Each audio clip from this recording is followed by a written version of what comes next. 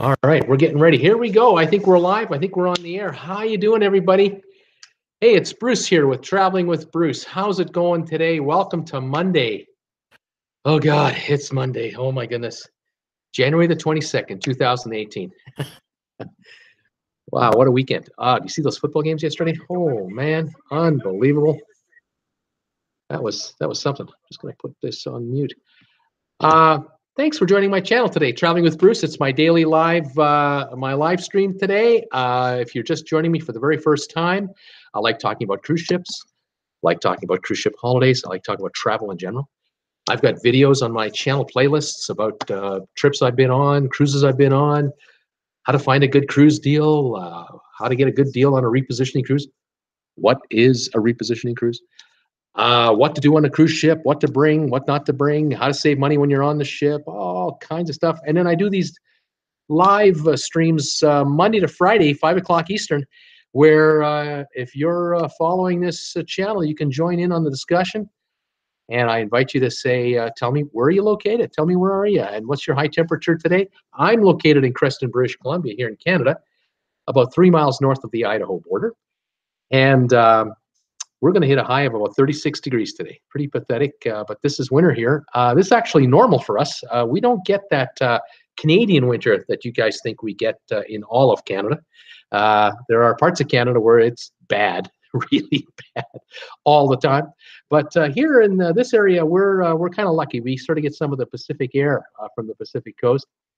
And we do get some snow here, but not near as much as other areas. And we sort of hit those mid 30s for a typical high in the wintertime, and mid 20s, high 20s for the low.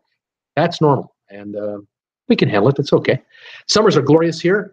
This region that I live in, Creston, British Columbia, is known for farms all around us for fruit, peaches, pears, strawberries, cherries.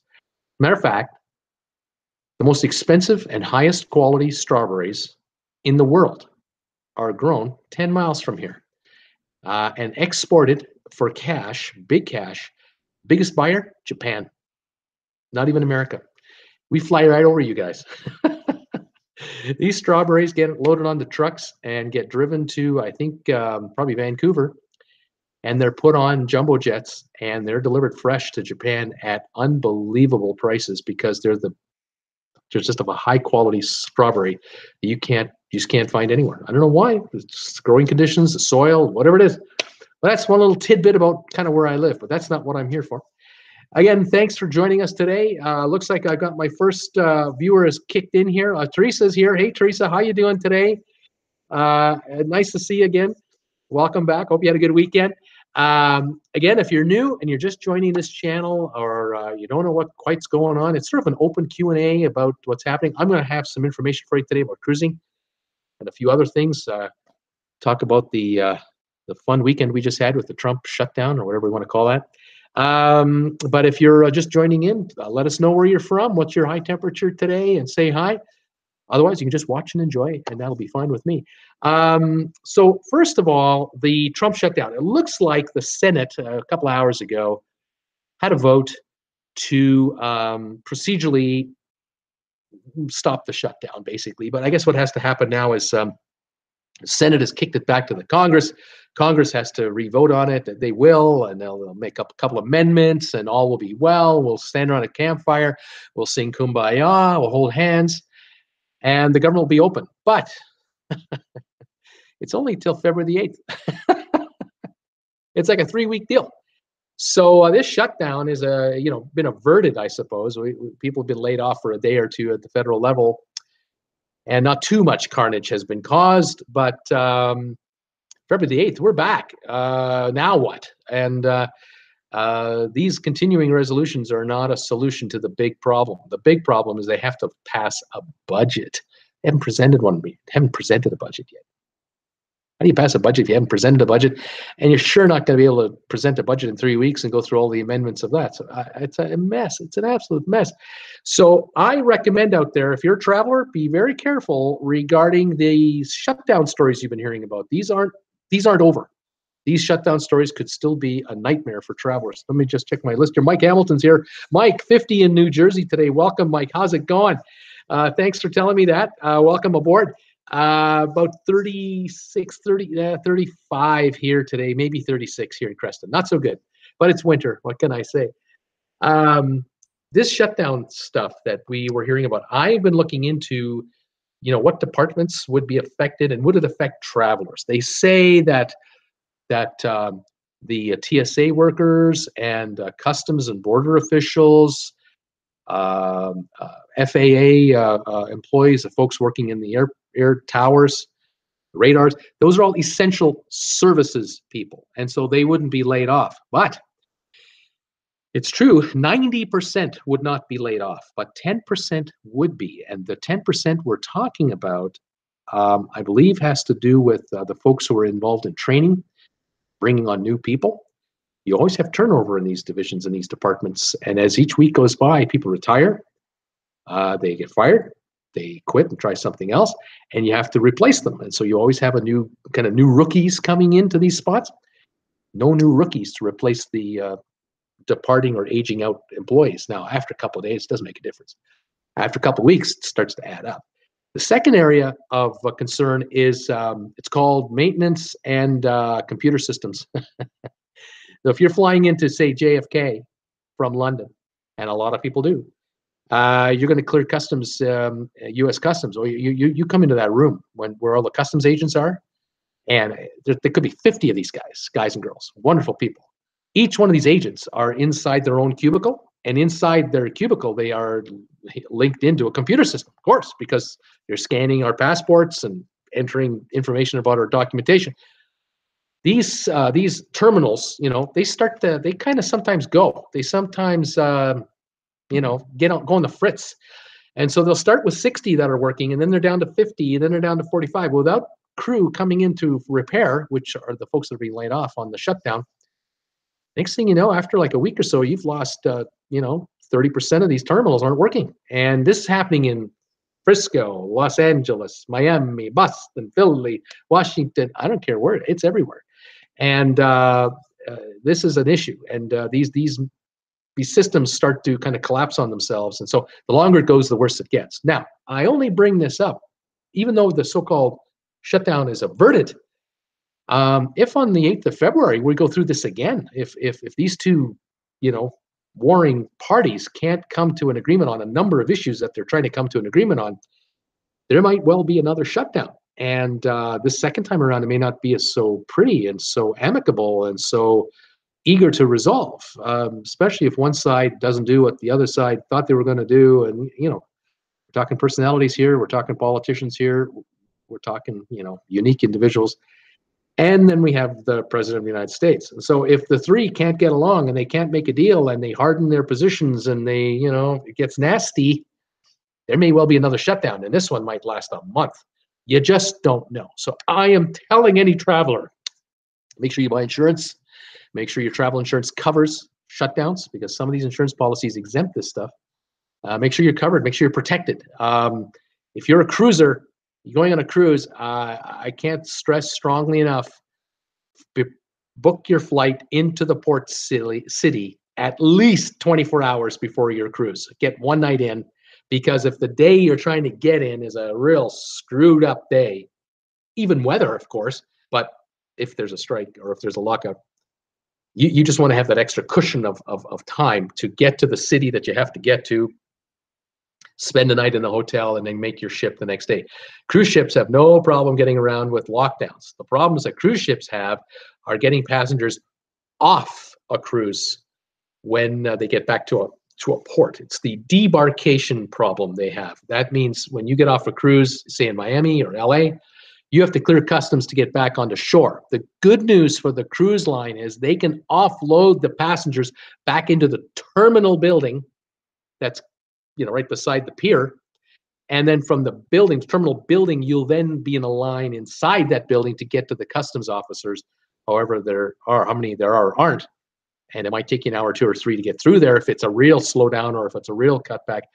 Again, customs agents might be needed more at the airport, and they'll take them away from elsewhere because they can't get overtime overage, and all this stuff with these restrictions. And so there could be issues with how many agents are available to disembark a cruise ship. And some cruise ships have 2,100 passengers. Some have 4,400 passengers. Some have 5,000 passengers. And so something to think about if you're, again, leaving. So if you're flying out the same day that your ship comes into port, I hope for your sake it's a late afternoon flight or an evening flight, not a morning flight, because you want to be able to make it. Right? So just want to warn you folks, that's part of the deal, okay? I'm just seeing if there's anyone else joining so far. So far, Teresa and Mike are here. I see about 10 viewers are watching. If you're watching and you're curious what's going on, this is Bruce here with Traveling with Bruce. This is my daily live stream. I talk cruise ships. I talk traveling. I've been talking shutdown lately. I hate to say it, but I have been. Hopefully, I won't have to be anymore. Tell us where you're from. Type in there, where are you watching me from, and say hi. Tell us what your high temperature is. And if you have any questions about cruising, traveling, whatever, let me know. I've got some news for you today on cruises, some cruise information, and some other things that I thought I'd mention today. And I'm more than happy to talk about your favorite cruise line, your favorite cruise ship, the best onshore experience you've ever had. You tell me the topic you want to talk about. If there's anything that you want to talk about, I'd be more than happy to talk to you about it. Drink packages and specialty dining and, oh my God, everything else. There's so much to go over with a cruise. My channel, by the way, for those of you who are watching me normally, and anyone who's watching tonight or tomorrow who's going to watch this, not live, but as a recorded video that I'll have posted on my website, on my YouTube channel. My channel started in August of 2017 from scratch. I run it myself. I don't have any helpers to do this. And in December 13th, I think it was, we hit 100 subscribers. We reached 100 December 13th. Today is January 22nd, and we're at 358 as of about 10 minutes ago.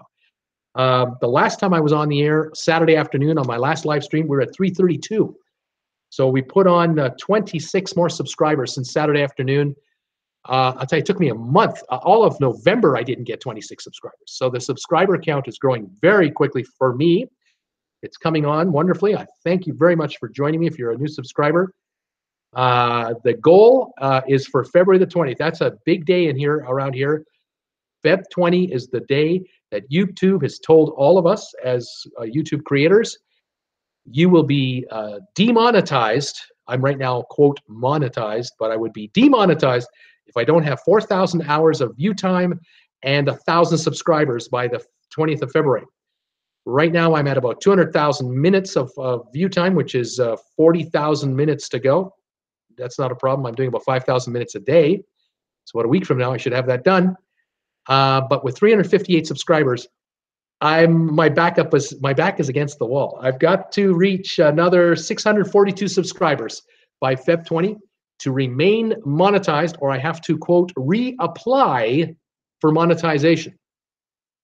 I would qualify for remonetization as soon as I hit 1,000 subscribers. The worry I have is with this new changeover going on, YouTube is maybe going to be quite a bit behind with all the work they're going to have to do, because they have to settle out all these old YouTubers that don't qualify anymore, which are millions, and then they're going to have to reinstate those of us who are trying to get back in. And I'm worried that I might be off the monetization train for a couple of months, just as my channel is starting to pay. So we'll see what happens. Anyway, I did notice the other day that when I started, when I hit 100 subscribers, I was at about the 10 million mark, as far as there were 10 million channels ahead of me that had more than actually 10,000 views. When I became monetized, I had to have 10,000 views. When I reached 10,000 views, I was about 10 millionth in size of all the YouTube channels for views. Now, where I am at now, I'm at about 4 point something million, and I'm climbing quickly. But where I have to get to will be around the 3 million mark. So in effect, YouTube is demonetizing 7 million YouTube channels that are monetized now. This is the move they're making. No one's talking about this, and certainly not YouTube. They don't talk about this. But the reality is there are probably 20 million channels out there, maybe 30 million. Many are dormant, of course. But the channels that are out there like mine that are monetized and are going to become demonetized are millions. And I think for YouTube, it's a smart move. I give them full marks because they're going to reduce their workload dramatically. They're not going to have to worry about tracking money for millions of nickel and dime channels that are doing 20 cents here and 15 cents money that just is irrelevant. Unless you make $100 in a month, they don't even cut you a check. They just roll it over until you have $100 credit. Then they'll send you a check. I mean, you don't want to send $2.50 checks in the mail. Can you blame them? But this move will eliminate, I can see up to 6 or 7 million monetized channels kicked off. I've got a problem with that. I just don't want to be one of them, especially with the channel growing the way it is. With you folks coming on board the way you are, I figured I would have 1,000 subscribers by the end of March. That wouldn't have been a problem easily by the end of March, the way the analytics were growing. But now I'm realizing, oh my goodness, if I don't have it by Feb 20, I'm kicked off, and I got to try to get back in. And if it takes 2 months to get back in, it's going to run me a fortune. No, not a fortune, but geez, but after all this work, you want to get paid every nickel you earn, don't you think? Anyway, so that's what's going on. Crash X is here. Hi all. Hi Crash X. How you doing? Ottawa, Ontario, and Canada. Welcome. So anyway, that's where we're at. We're now at 358 subscribers. I thank all of you who've subscribed with me from day one. All of you who've joined me in the last few months. Like I said, early December to now, I've added 258 new subscribers. I have most of my subscribers aren't even 2 months old. Awesome stuff. So we're like a real new channel here. Angela's here. Hi, Bruce. Good afternoon. 70 here in Tampa. Way to go, Angela. You're making us jealous. Teresa's saying here is well in Waterloo. Right on, Teresa. It's all good. Thanks, Teresa, for joining me. There's Teresa McFarland in Waterloo. Right on. I got Matt's here. I'm right. Am I right that you don't get any monetization on live streams? Actually, I do. I do get monetizations on live streams, but it's kind of quirky, Matt, because when you kick in and you watch, if you get my signal, right away, it just kind of kicks in and I'm talking and you're catching me in mid-sentence, theoretically, there's no ad being run. Now, there might be little banner ads showing up from time to time. I have no idea because I don't know what it looks like. I'm looking at a little camera in my computer here. I have no idea what I look like on screen as far as, live streaming on what you see. But I do know this, that after hours, like about half an hour after I go off the air, I do some editing work on my channel. I give it an official title, and I work my descriptions, and I work my tag words, and I put a photo in to kind of, with a titling. Then I get it put on the channel, and it's now, a regular video. Now it's monetized. So it could be tonight, at 8 o'clock tonight, someone watches this video because they didn't, weren't able to watch me live because they're working or traveling, what have you. I don't know if there's a good excuse for missing me, but it's okay. So if you're watching me tonight, it's all right. If you see an ad at the beginning of my video, you're helping me survive. There's monetization. So this is a monetized video once it's a video, but as we're going live, it doesn't matter. But I'll tell you right now, every minute that I'm getting of view time, it's precious to the channel. It adds to the power of this channel. And YouTube is extremely interested, very, very interested in having creators like me and others go live. Because if I can go live today for, let's say I go live for an hour and 20 minutes, whatever I'm doing. If I have 30 people watching an average of an hour, just, for example, well, that's 30 hours of watch time. And I have to have 4,000 watch time hours a year to qualify. Well, there's 30 of the 4,000. So me just yapping away and having a group of followers and me interacting with you guys, this is watch time that just piles up. But the other thing that happens is YouTube's analytics kicks in. Their computers kick in and go, look at this channel, this little micro channel out of Creston, British Columbia, Canada. Here's this guy with 358 subscribers. Used to be, 150, 200 subscribers. Now he's at 358. He's piling up thousands of hours of watch time because, of course, people watch the video now and they're going to watch this video tonight. The one I did on Saturday, to give you an idea, has been watched now 4,000 minutes of watch time on Saturday's video. It's one of my top 5 all-time videos I've ever made. That's how popular these live streams are becoming for me. So doing one of these a day, 5 days a week, and then doing one on Saturday and growing out the followers, which is what I'm trying to do here. The hope is I'll eventually have a couple of hundred of you guys following me all the time and growing from there. And that'll just give me thousands of minutes of watch time per day and accumulatively after that. Because this video with the information we're going to share today, you can watch this video a year from now and glean new information about cruising, because I'm bringing up new information about cruise ships and what's going on in the business. And so this is my way of growing my viewership and my following, and hopefully engaging with you guys. And we're up to speed on what's going on. And of course, I get a lot of ideas of what's going on from you, because you guys are telling me what you hear, what you've heard, what's going on. A friend of yours just got back from a cruise, told you all about the MSC Seaside, or they told you all about this ship, or all about that. Well, bring it on. This is what we want to hear, because I will share this to all the viewers out there, and the people can follow this going forward. And that's why that's why it's monetized. This is what YouTube wants. So YouTube is saying to guys like me, Bruce, do it. Talk all you want. You can talk 8 hours on this live stream. You can go 8 hours if you've got it in you. I don't. And just pour on the minutes, because if you can engage with your audience live on this live stream, and with dozens and dozens and hundreds and hopefully thousands of people live, and then thousands thereafter, you've got people watching the YouTube network, and that's what YouTube needs. 45% of all the revenue that comes into the YouTube company goes to YouTube, and the rest goes to the creators, and it's all proportionate based on how many views we have and how many minutes of watch time.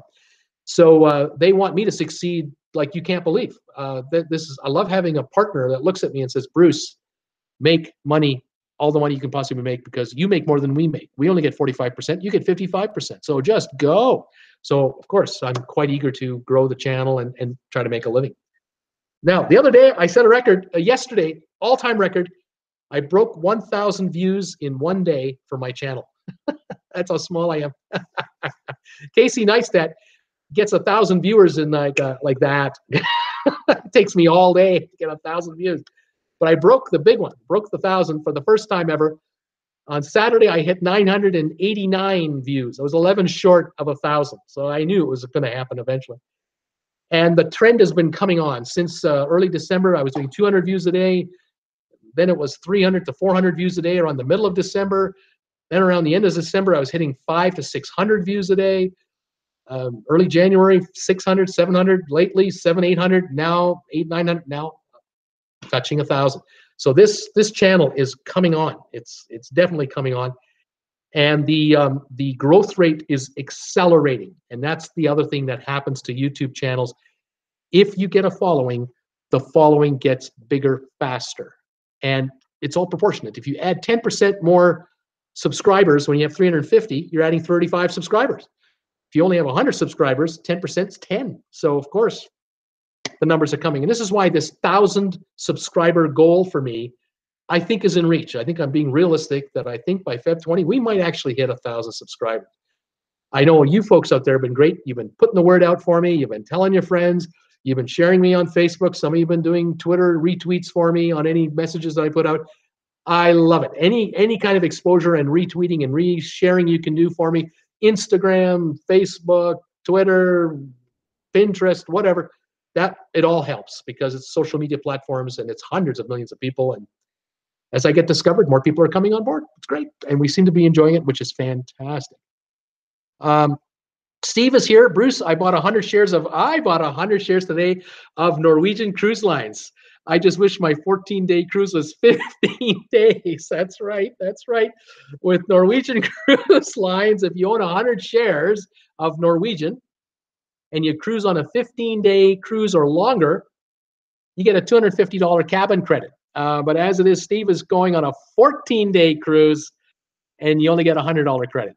But it's over and above any other deal they're giving you. So you can go on a cruise a month later for a week and get a $100 credit on that, or 2 months later book a 15-day or 20-day cruise, you get $250 on that. You can do as many cruises in a year as you want, but it just makes sense. Become a shareholder of these companies, book cruises on them, and get these free credits. Plus, if they're giving you free tips or a free drink package, or they're offering you a specialty restaurant deal for 4 specialty restaurants, whatever the offers are, add this one to it, because you're a shareholder, you're a part owner of the company. Way to go, Steve. That's fantastic. Doreen is here. Enjoy your channel. It's 10 here in Nova Scotia. Doreen, welcome to my channel. I think you're new. I don't recall seeing your name before, but if I have and I've forgotten it, Please forgive me. Charles Jordan is here. Good evening, Bruce, from Iva, South Carolina. Welcome, Charles. Way to go. I know you're a new subscriber just from a few days ago, maybe last week. Welcome, and thanks for joining us. It's great to have you. Folks, I'll give you a couple of pieces of information today that I came across on cruising, and then I've got some other information for you that I think you might find interesting. I noticed today there was a press release out of Prince Edward Island, PEI, as we call it in Canada, because Prince Edward Island takes too long to say. And PEI Minister of Tourism, I think, was saying some information. By the way, PEI has maybe 40,000 residents, and it's its own province. I mean, we have, suburbs in Canada of 40,000, and it's just a suburb. But PEI, beautiful place, special place, wonderful people. If I ever get any subscribers, if I have any, hi. I don't know if I do, though. PEI announced today that they're expecting a record year from the cruise business. They have been aggressively going after cruise ships. Come on by. Come and visit us. We'd love to have you. We've got a port here in Charlottetown, our capital city. It can accommodate cruise ships up to about almost 1,000 feet long, and we would love to have you folks pop in for a day. Bring the visitors. Come and see the Anne of Green Gables site and our other sites and their beautiful beaches. Beautiful place to be in the spring, summer, fall. Really is. They are expecting this year 115,000 visitors for 2018. That's up about 20% from last year. They're quite excited about it. I know Holland America Lines is bringing in ships, and I believe Royal Caribbean is also bringing in ships as well. And then ADA Cruises, the German line, I believe, is bringing 1 or 2 or 3 in. And they're trying to get more. They want this business. They figured it out. Gosh, a ship with 2,000 passengers on it who've been cooped up on a cruise ship, maybe from the cross-Atlantic crossing. They've been on that ship for 5-6 days. Boy, maybe we're the first piece of land they're going to get on for in a week. Well, come on to PEI, and you only have to spend Canadian dollars here. You don't even have to drop American dollars. We're cheaper than America in one sense of the word, except the prices are higher, so it all evens out.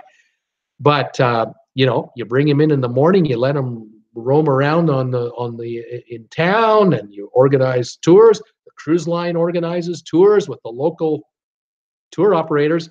You're employing all kinds of islanders for this deal, and for 6-8 hours, you just wow these people with this beautiful place, and they spend money on souvenirs. They buy some Canadian maple syrup or some chocolates, or buy a coffee or two, or have a brew, or whatever they're doing. Take home some T-shirts.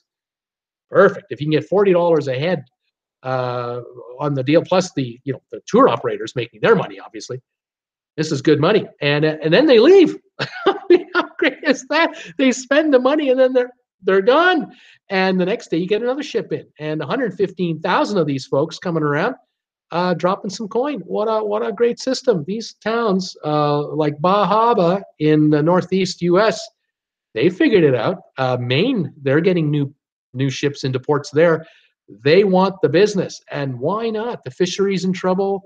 Forestry is so. Other businesses are so. Tourism, kind of a clean business, really. Why not? And these people are happy people. They love to be here. They're having a great old time. They're in a good mood. These are the kind of folks you want in your town. Smart.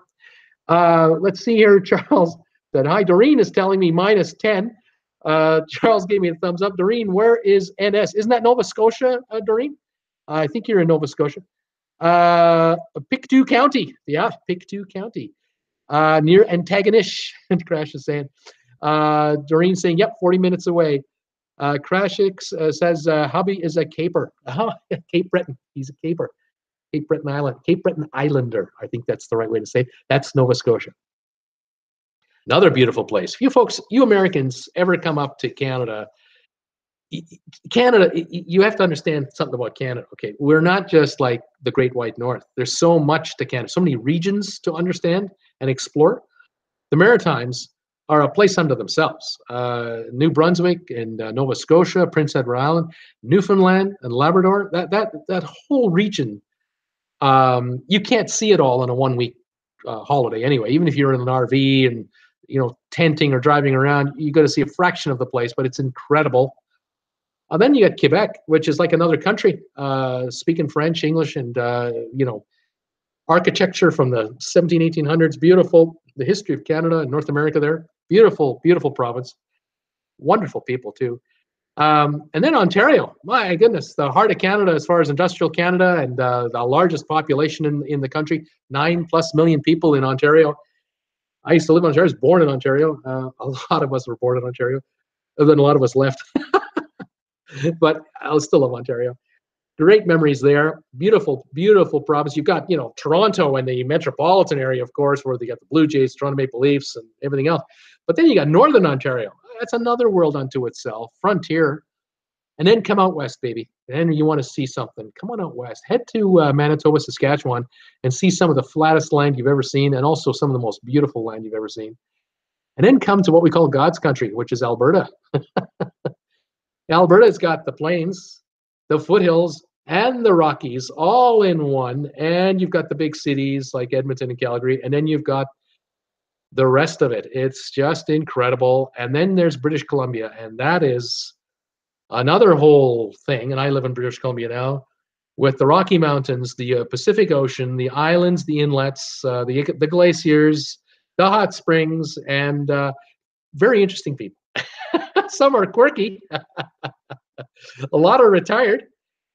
Beautiful place. And Canada, I'm telling you, 36 million strong, in land that would equals the size of Russia, bigger than the U.S. We have more land than the Americans do, but we've got everything from sea to shining sea to shining sea in the north. Because I didn't mention the north, the far north, and Inunavut, and the Yellowknife. Oh my God, Yukon territories, Baffin Island, and then all the way up to the North Pole. I mean, my goodness, you can't see it all. I haven't seen it all. I've been here all my life. I haven't seen it all. It's incredible. Let's see what else we got here. Dylan is saying, "Hey, Dylan, you're here from Henderson, Nevada. How you doing, Dylan? Hey, Bruce, love to visit Canada and practice my French." Yeah. Funny thing about this country, we're bilingual officially. You'll hear French. You can hear French across the country. That's true. You'll certainly hear French in Quebec. You'll hear it in New Brunswick, parts of Nova Scotia, in a strong way. But the rest of the country, you'll hear it less and less, depending on where you are in the country. We do have in many cities and towns, we have French festivals, and the French-Canadian culture is celebrated across Canada. Although Quebecers in Quebec, they own it. It's theirs. And you want to see a festival, you go to the Quebec Winter Festival and immerse yourself in French Canada. You're in another country. I've seen it and watched it on YouTube time and time again, where Americans come to Quebec. They go to Quebec City for a week and they come back. They go, it's just like being in a whole other country. I can't believe this place. In Montreal, same thing. It's just across the border, and yet it's completely different than the rest of Canada. It's amazing. Well, it is amazing. It's an amazing. That's what makes Canada great. I think our diversity makes us great. What can I say? Anyway, that's the story on PEI. PEI is getting visitors. Quebec City, by the way, also has cruise ships come to its ports. That's about as far in as most cruise ships can go. I know Holland America has cruise ships that hold 1,500, 2,000 passengers, but nothing bigger than that. Because past Quebec, you're in the St. Lawrence Seaway, and it's just too narrow, and for cruising, it just doesn't work. But from Quebec City all the way out, you get these tours in the fall, and you see the spectacular fall foliage. Breathtaking. But a summer tour would be a good idea too. I will, though, caution you that taking a cruise, say from Boston up to Quebec City and back, a beautiful cruise might be 8, 10, 12 days long, which is great length, but they're pricey because they're incredibly popular. And then the taxes and fees are a bit higher too, because you're dealing with Canadian taxes and fees, American taxes and fees. And in Canada, we're just not cheap.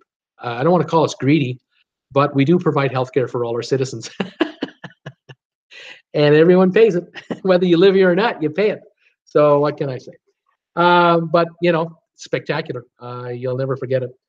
Now, today I wanted to mention something about United Airlines. This is a little offshoot off of cruising, but I do cover traveling, and I want to bring a little more airline news in from time to time, because I do love following airline news. I heard something I thought this was really cool. Really something that made me think. It was interesting. United Airlines says that they've redesigned their in-flight magazine. Well, whoop-dee-doo. I don't care about their in-flight magazine. Do you ever read the in-flight magazine? Only when you're delayed. That's the only time you read the magazine. When everything's on time, you generally don't read the magazine. But the airline said that they have taken their magazine, revamped it, and they're using a thinner stock of paper for the magazine.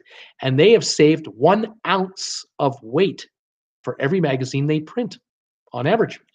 And on a typical flight on United Airlines, the plane is now 11 pounds lighter because each magazine is 1 ounce lighter in weight. And they've done their calculations from all their stats, and they figured out that they're going to save 170,000 gallons of jet fuel because of this move. And that will save them, they estimate, $290,000 a year in fuel costs. Isn't that amazing? 1 ounce per magazine, $290,000 in savings. That's how many times those planes go up and down with 11 less pounds on board. Fascinating thing. The other thing that I read about United Airlines today was a story that they were talking about in 2017. So last year, United Airlines stopped doing duty-free sales on board their international flights. This is where they used to offer, those magazines, and they have all those pictures in there of alcohol and perfumes and cosmetics and, stuff with high margins and high duties, apparently. And they were offering this product at duty-free prices. The problem was that they had to have the booze on board. They had to have the product on board. They had to carry it around. They've dropped all that because the sales weren't all that great. They saved 1.4 million gallons of jet fuel doing that. And in dollars, $2.3 million in fuel savings. Stunning, just stunning. So every time an airline can figure out a way to take our seats and make them thinner and lighter, give us plastic forks instead of real forks and knives, give us plastic drink containers instead of a real coffee cup or a beverage glass. We're talking ounce here, an ounce there, 2 ounces here, 2 ounces there, and multiply that by every passenger. It's huge. It's just huge. So a most interesting development. I'm just checking my one link, and it shows I'm down. I want to make sure I'm down or not. If you folks, anyone out there, send me a text. Are you getting this signal all right now? Am I coming in okay? I think I'm okay on my other channel. I see it here on my other computer. But on this one, it doesn't say. So send me a text and tell me, are you watching me right now? Am I coming in okay? If I am, then it's my phone and it's not the computer. It's not Google, or it's not YouTube. So we'll just see what's going on. Let's see. Dylan was saying to me, I love Canada, our best allies. We could take a few lessons from your government.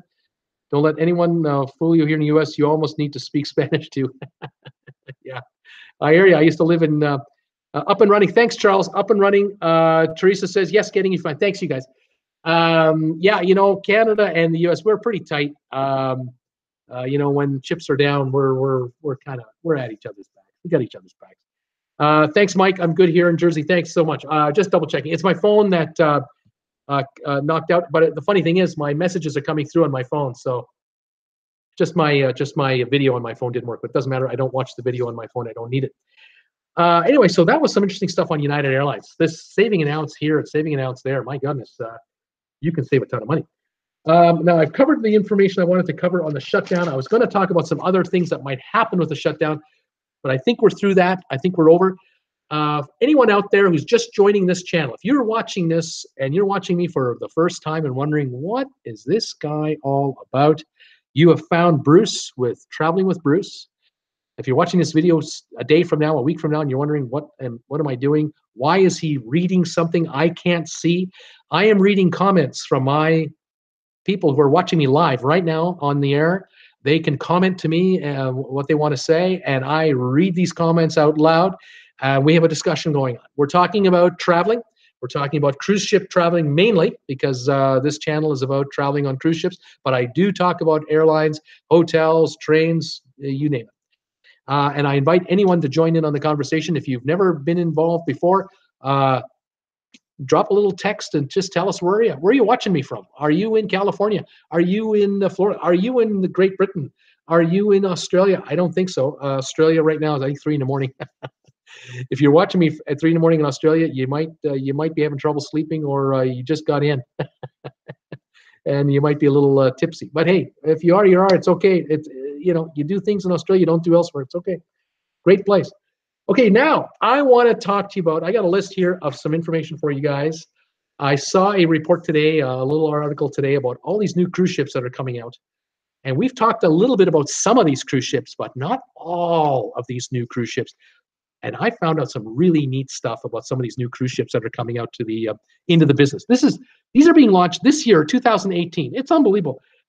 In March, the next ship to sort of make its debut is supposed to be the Carnival Horizon, and they're telling us it's a 4,000 passenger ship. Costs 780 million to build, which I find interesting. How much money they spend on these things? So the Carnival Horizon, 4,000 passengers, 780 million is coming out in March. That's less than 2 months from now. Then in April, Royal Caribbean is bringing out the Symphony of the Seas, 5,400 passengers, cost to build $1.3 billion. And I know that the Allure of the Seas, I think, was the first billion-dollar ship built for the cruise business. And then out came the tell me the name of the other ships, folks. There's the Allure of the Seas. There's the Harmony of the Seas. Symphony of the Seas is this one. We have a couple more. I think this is the 5th iteration of this version of ship. 1.3 billion, big ones. Amazing money. Now, in May, the MSC cruise line, which we've been talking about a lot lately because of the MSC Seaside, they're bringing out a new ship called the Sea View. And apparently it's a sister ship to the Seaside. I hope they've been paying attention over at the shipbuilding dock where they're building it to all the problems they've been having on this first month or so on the Seaside, because the Seaside is having all kinds of issues. We're going to have to see what's going on there. The MSC Seaview will hold 4,140 passengers. Its costs to build $950 million, almost $1 billion for a 4,140 passenger ship. That's how much is going into the interior of this thing. It's quite amazing. I'm sure Oasis. Thanks, Angela. There's the Oasis of the Seas. Thank you. The other Royal Caribbean monster they built. Yeah, this MSC line, they are sparing no expense when it comes to luxury line build out to grab market share, and they're coming into this North American market. They haven't hit it yet. They haven't got a ship doing Mexico. They don't have a ship doing Hawaii yet. They've only got the one, I think, doing Caribbean. They want to add several to the Caribbean. They want to have a ship out of Port Canaveral. They want to have one based out of Fort Lauderdale. They want to have one based out of Miami. They want to do one out of Tampa, and they're coming after Royal Caribbean. They're coming after Carnival. They're coming after Norwegian, and this is going to be an interesting battle for market share. They've got 5.2% now, I think, of the market share. So yeah, ship coming in May, MSC Seaview. May also, another ship is coming out from a cruise line called, I'll call it TUI, the initials TUI Cruises. I don't think we call it TUI, I just call it TUI. These ships, you've seen pictures of them, I'm sure, on the internet. Along the entire side, it'll say Mein Schiff. And they're bringing out a ship called Mein Schiff number 1, Mein Schiff 1. And I'm assuming this is going to be the title of the ship, the actual christened name of the ship. It's a 2,900 passenger ship, $625 million. It's actually run by Royal Caribbean. It's a subsidiary of Royal Caribbean, but it's a German subsidiary. This cruise line operates ships targeting German tourists.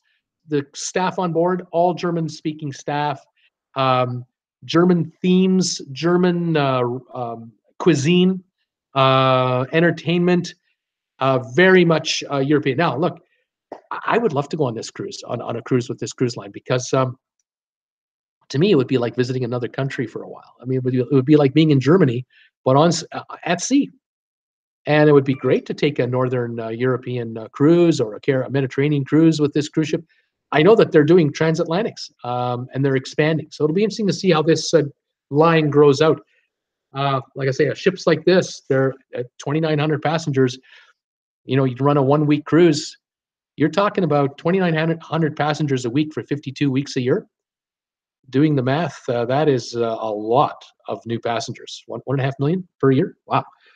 Seabourn Cruise Lines, which I believe is a subsidiary of Carnival. They're bringing out the Ovation. Now, the Ovation will hold 604 passengers, and it costs $350 million to build. And this I find fascinating because you've got a $350 million ship when Carnival is spending $780 million on their Horizon ship. So, I mean, so for the price of two Horizons, you know, half of a Horizon, I guess. Or one Horizon equals two Seabourns, okay? Horizon holds 4,000 passengers for $780 million, where the Seabourn holds 604 for $350 million. So you spend double the money, you're only holding 1,200 passengers. You can imagine the interior of the Seabourn ship. They're nowhere near as big. They're much smaller, all balcony suites, all top of the line, everything. So you're spending $1,000 a person a night to be on a Seabourn. This is why. You're spending it to help pay that $350 million build-out price for this luxury six-star cruise line ship. It's amazing. Just double checking here what's going on here. Just trying to figure out my messages here. I've got Philip here is saying hi, and I think Philip is trying to get people to watch his channel on his channel. I think that's what he's doing. I'm not 100% sure. Philip, welcome. Thanks for subscribing to my channel. Hope you enjoy the show. What can I say? Anyway, that's what's going on there. What else have I got for you? Next ship coming up. Norwegian in May is bringing out the Bliss. We've heard about the Bliss in press reports so far. The Bliss will hold 4,200 passengers. This is the ship with the go-kart track on the back of the ship. It's a 2-story go-kart track. It's about 1,000 feet long. And that should be pretty cool. It's going to ply the waters off of Alaska. It's going to be based out of Seattle for the summertime this year. And then in the fall, in the winter, it's headed to New York. And then in the wintertime, it'll be out of, I believe, Miami. 1.1 billion, which I found surprising that Norwegian is dropping $1.1 billion on a 4,200 passenger ship. Only 200 million less than Royal Caribbean, holding 5,400 passengers. So that Norwegian ship is going to be pretty nice, and they're obviously putting in a lot of new innovations that are, really going to take over. Should be most fascinating. Now in June, there's a cruise line called Ponant. I think that's how you pronounce it, Ponant. Spelled P-O-N-A-N-T, Ponant. But Ponant Cruise Lines, they fly the French flag. It's a French crude cruise line. They are building basically yachts on steroids, be the way to explain this. Take a yacht, put it on steroids, and put passengers on it. They're building a 180 passenger ship for $110 million.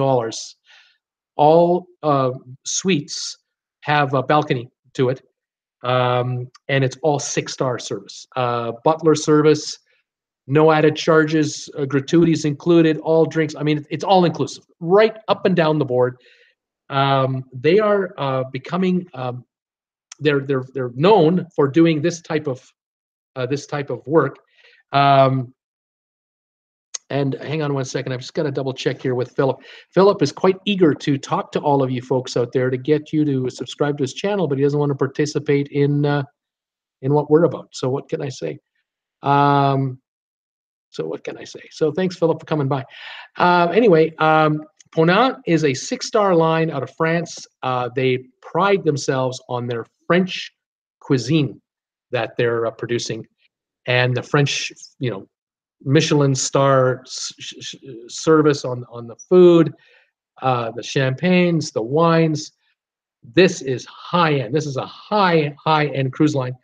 They have quite a number of these ships, and they're now building a luxury icebreaker yacht type ship. So this is for these expedition cruises that we're going to hear much more about. So that's Pona. That's in August of this year. That ship's going to be known as the Le Champlain. The La Pérouse. That's in June. Sorry. July, Viking is coming out with a new cruise ship for the oceans called the Orion. The Viking Cruise Line is the ships. These hold 930 passengers, all balcony cruises, all inclusive, generally speaking. This ship, 930 passengers, $400 million. 400 million. Again, you compare this to even comparing it to, let's say, the MSC folks who are spending 450 million, about double. MSC is putting up 4,100 passengers for $900 million. Viking is putting up 930 passengers for $400 million.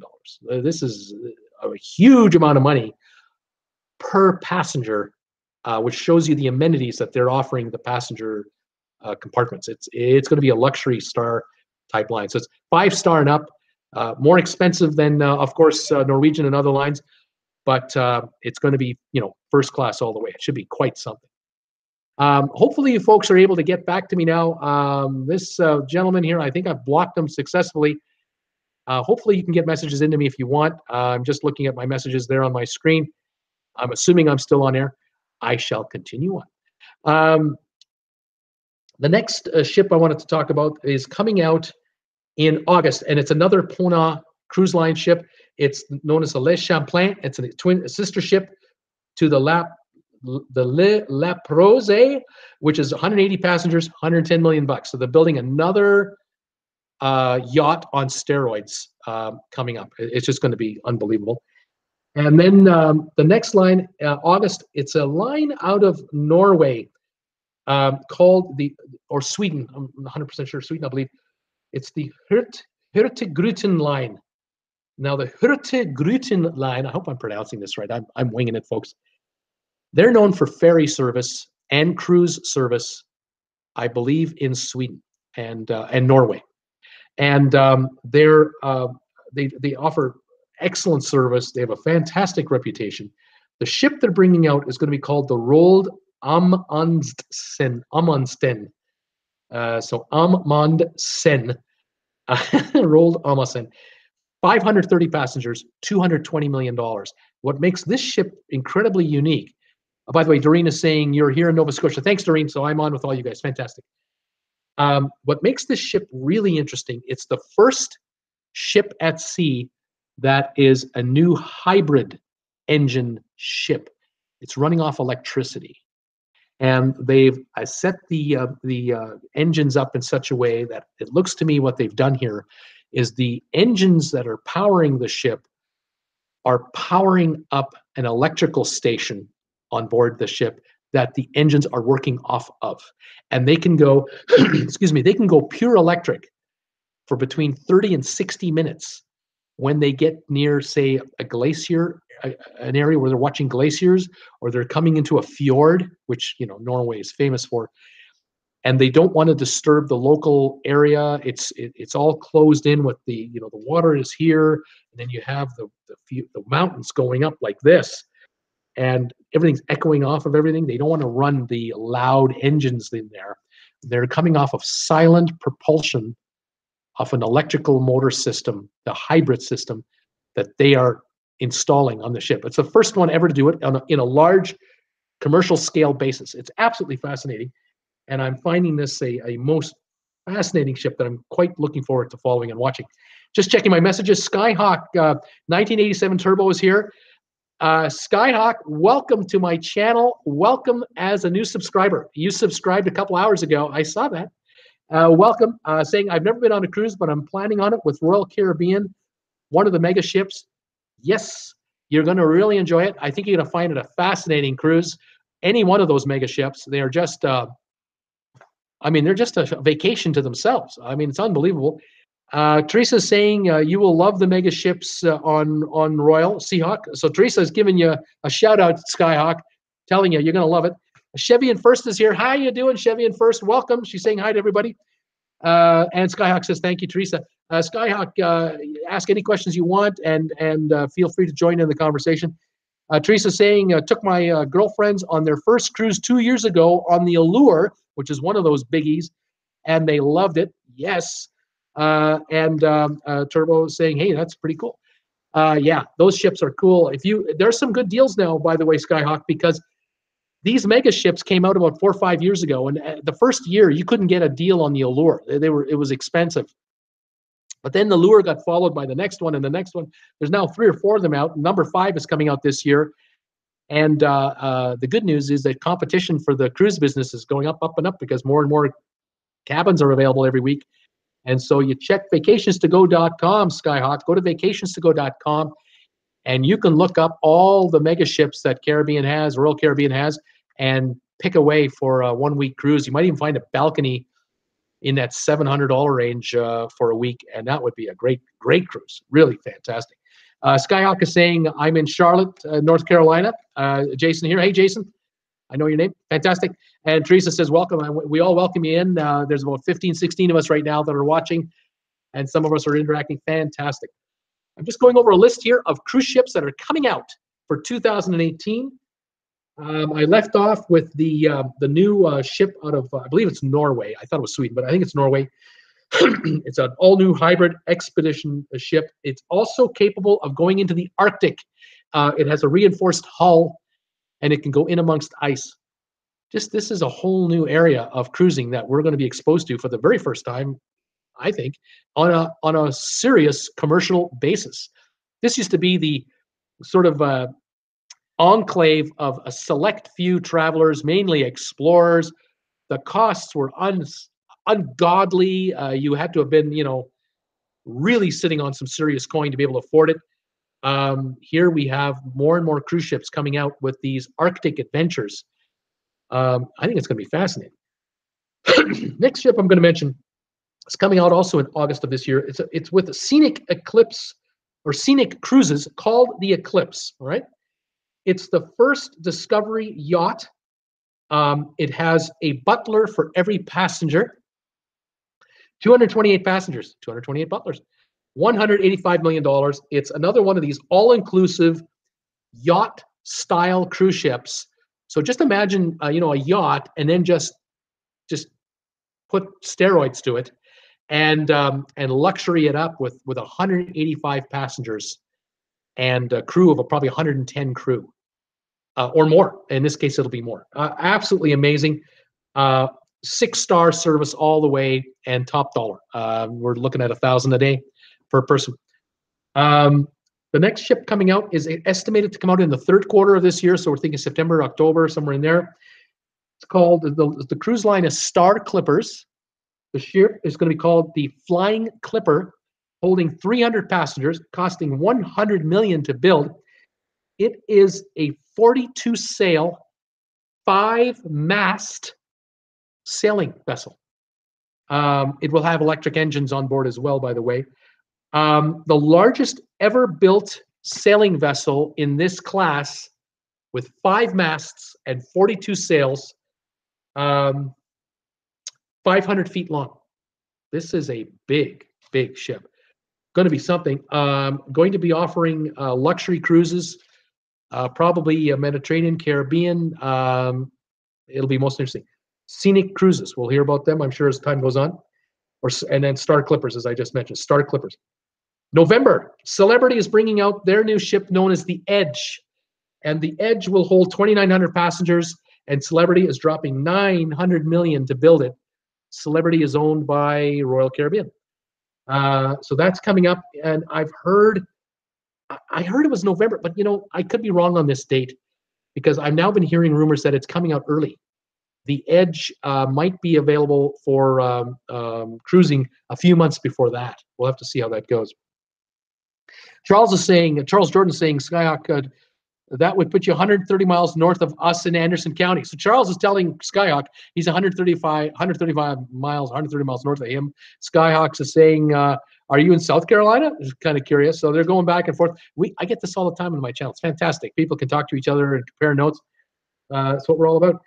Now, November, another ship coming out. Holland America is bringing out the Neustadt, and the press has already begun on it. 2,660 passengers, $520 million. Holland America is owned by Carnival. You know what interests me about this information is that how can Holland America build a beautiful top of the line Amsterdam or Neustadt ship for 520 million when Carnival's building their ship for 780? Maybe it's bigger and more new stuff, I suppose. It could be that Holland America has had an option for 5 ships under the same type of design, same kind of deck layout, and they're getting the volume deal. That could have been. But anyway, should be a great ship. Don't worry about the dollars. That's a lot of money. $500 million. Try to get into the cruise business, folks. Now, November, another cruise line called Mystic Cruises is bringing out a ship called the World Explorer. 200 passengers for $100 million. It's also an expedition ship. It'll look like a yacht on steroids, but with a reinforced hull. An expedition ship. So this is going to do Antarctic and Arctic sailings. Should be most interesting. 111 crew for 200 passengers. And then the last ship I'll mention today on the list that I have here, this is a ship is coming out in December. It'll be with Ada Cruises, and Ada is a subsidiary of Carnival again. Ada Cruises are bringing out a ship known as the Ada Nova, and it will be a 5,000 passenger ship costing $950 million, almost $1 billion. The unique thing about this ship, apart from its size, 5,000 passengers, that's rivaling the Allure, the Oasis of the Seas, Harmony of the Seas.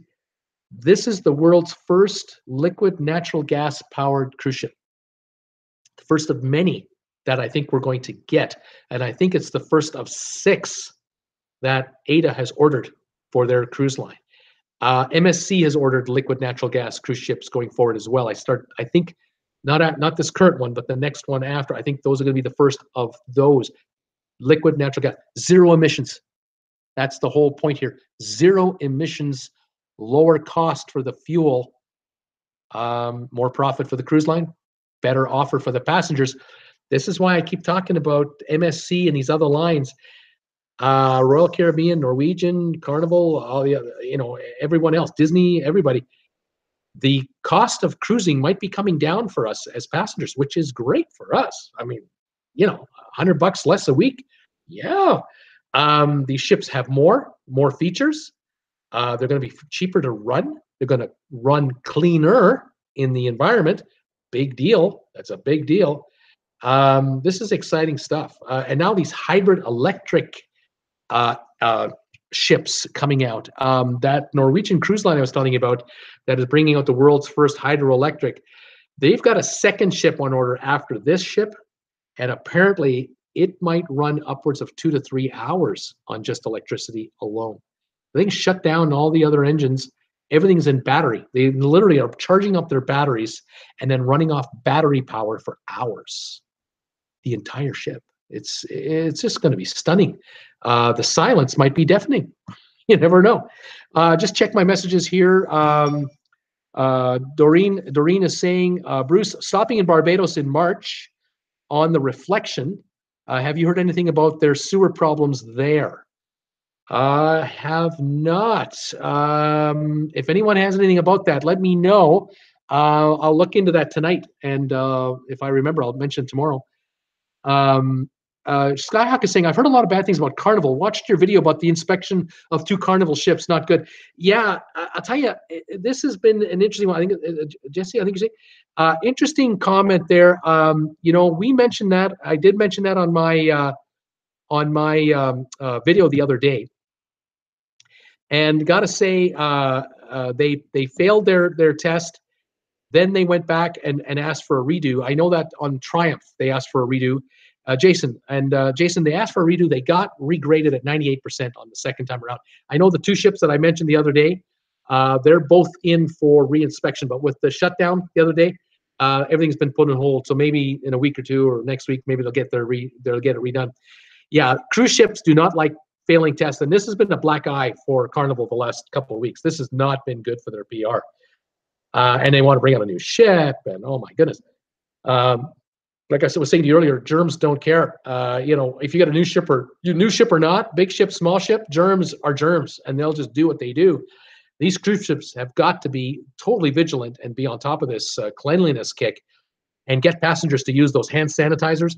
You'll find, Jason, that when you go on the Royal Caribbean ship, any one of them, you get to the buffet line or to the restaurant. Before they let you into the restaurant or the buffet, they have that little dispenser there where you get the Purell. Put your hand under there, you get a little thing of Purell. You got to do your hands. You're going to get used to that on the cruise ship anywhere you go, because they want you to keep your hands clean and that you don't get someone else's germs or give someone else to someone else. And cleanliness is a big deal. Carnival as a whole is a good value for your money. They do a lot of cruises that are 4 and 5 day cruises. Then they do the 6-day cruises, and of course the 7s and beyonds. They do offer good value. A lot of people have had great experiences with Carnival.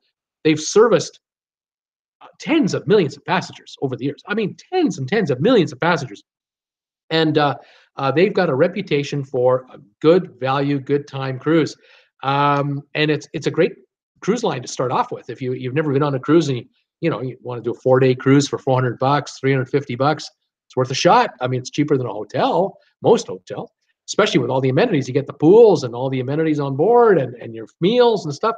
But these stories don't help. And I'm sorry to have to say it. I mean, I didn't want to mention that Carnival flunked 2 tests, but I feel I have to, because they flunked 2 inspections. So what are you going to do? So we'll see what happens with Carnival going forward with these 2 ships when they come out of here.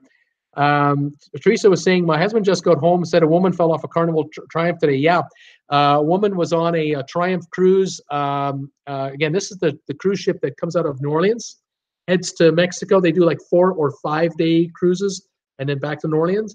And apparently a woman fell off the ship. They don't know under what circumstances. They don't know, they're investigating everything. There's cameras, by the way.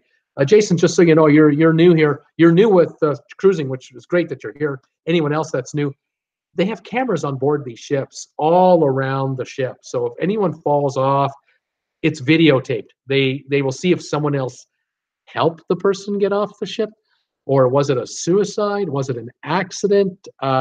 This kind of thing. They have cameras inside the ship in some of the hallways and stuff. And if this person fell off the ship on the promenade deck, they may have video of this individual inside the ship in a public area, heading out to the promenade deck. Cameras will be on that area there, and then see the circumstances, hopefully, what happened here. It's a tragedy, but it does happen from time to time. And I did hear last week someone fell down from deck, like deck 10 to deck 8 or deck 15 to deck 12 or whatever it was, and died. They landed on a hard surface, and they were attended to right away by medical staff, but couldn't save them. The injuries were too severe. So, yeah. But if you're in a hotel, you're on the 10th floor, and you're looking out over the pool down here, and you've had one too many toddies, be careful on the balcony of your hotel. Don't, people fall off balconies as well. But cruise ships are unique. They do move from time to time. There's wind factors. I don't know. We're all speculating. Chevy and First is saying, I missed that video. Which 2 ships for Carnival? Chevy and First, you mean to tell me I've put up 115 videos? You've been a subscriber of mine for a couple of weeks, and you haven't watched them all yet? I'm shocked. I'm just shocked. Do you have a life or something? I got to tell you that I think it was about a week ago I did this video.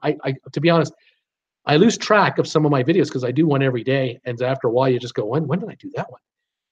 But it's in the title. Carnival failed twice, double fail. I think it was in the title of the video. It was only about 3 or 4 or 5 days ago, and it's gotten a lot of views since I broadcast it. It's my fastest growing video right now for viewership. It's surging in the numbers. A lot of people want to see the story. So yeah, check it out. There were two ships, and there was some hanky panky going on with the crew. There was some nonsense going on as well. You'll have to check that out. Shipping First is also saying that the victim died after she fell several decks from her stateroom balcony Friday night while on board the Elation en route to the Bahamas. Yeah, that's right. She fell from one deck to another. And Shipping First, I work, make the videos later. That's right. Yeah, I know, Chevy and First. We We all have so much time, only so much time. Teresa's saying it's terrible. It's a tragedy. Stephanie first saying I'll go check it out, and then Charles is saying I heard that they had sensors that could set off an alarm if someone fell overboard. Is that true? I don't know about sensors. It's possible. Charles, that some ship lines may well have sensors, but I'm 99.9% sure that due to insurance considerations, due to post-mortem and accident prevention and training purposes, for any incident that happens with the ship, be it in port or at sea, there are cameras on board the ship that are watching the entire ship itself, all around the ship. So if someone, wants to purposely jump off a cruise ship, they will be videoed unbeknownst to them. There's video of that happening. Some people have decided in the past to just end it all. Life isn't worth living. I'm going for a permanent swim. Sad story, but it has happened.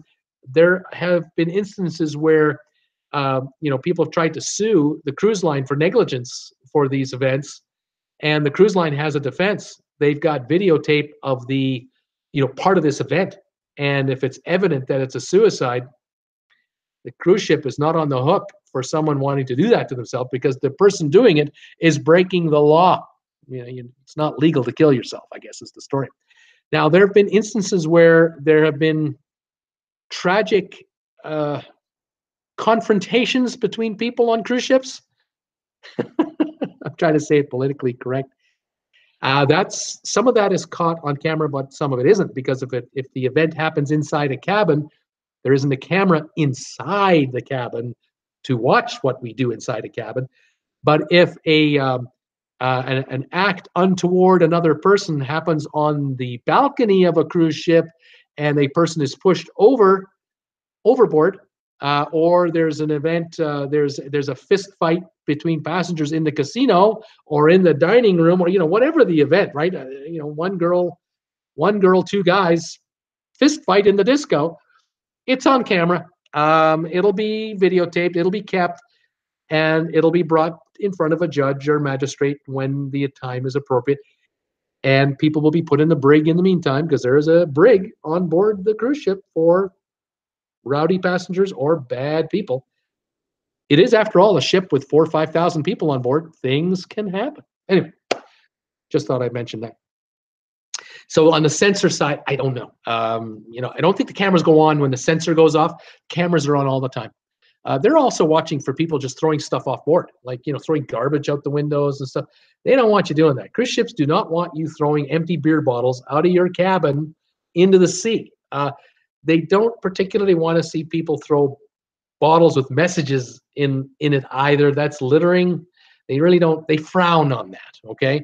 So if the cruise ship spots debris coming out of a cabin, it'll be on camera, and they'll watch for it, and someone will knock on your door and go, "Hey, what's happening here?" Uncool. Okay, just uncool. Charles, laugh out loud. There are cameras up and down the hallways everywhere. Yeah, exactly. Charles, you got it. It's really for everyone's safety, I feel. The crew, some crew members, get assaulted by passengers, and you gotta have evidence. And sometimes it's one person's word against another as to what happened in the hallway or in the stairway or in the elevator, or who knows where. And it's an unfortunate side effect of the human race. But some of us have a temper, and it sometimes comes out in the most inappropriate time. What can I say? Anyway, there you go. Right? That's what it was. Teresa's saying, I was on the MSC.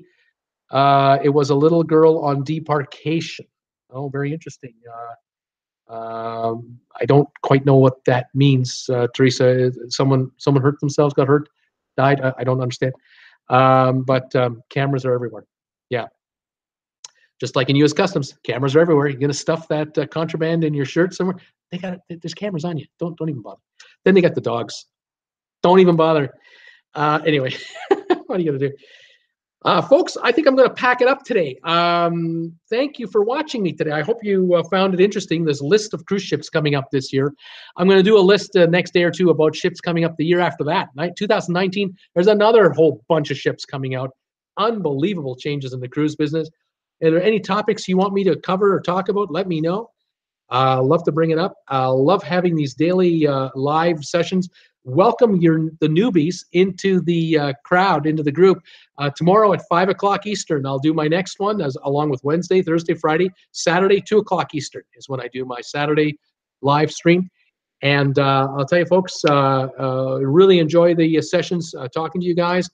I hope you find them informative. If you like please give me a thumbs up if you like today's session. I need all the thumbs ups I can get.